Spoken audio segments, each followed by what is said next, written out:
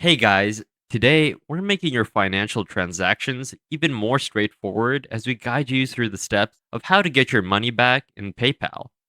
Let's get started. If you don't have the PayPal app yet, head over to Google Play Store, search for PayPal, and hit that download button. Once installed, open the app, or if you prefer, you can also access it through your browser.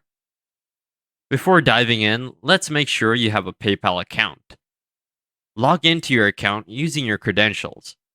Now, let's get into the nitty gritty of sending a money request. From the home page of the app, tap on Request at the bottom right of the screen. If you're looking to receive funds from a friend, this is the way to do it. Scroll through your contacts or manually enter the name, username, email, or phone number of the person you want to send the request to. Once selected, move on to the next step. I'm not going to show you that because of the security issues, but I'll guide you through it. So, enter the amount you're requesting and feel free to add a message or description. You can even spice it up with a sticker or animation for a personal touch.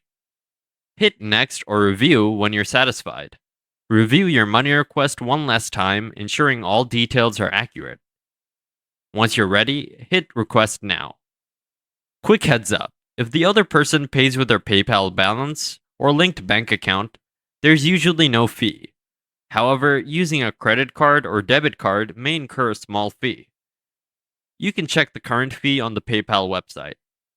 Once the money request is sent, the other user receives it and you can pay through the provided link.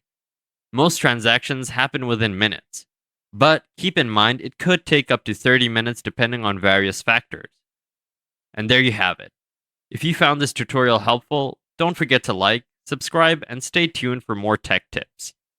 Thanks for watching.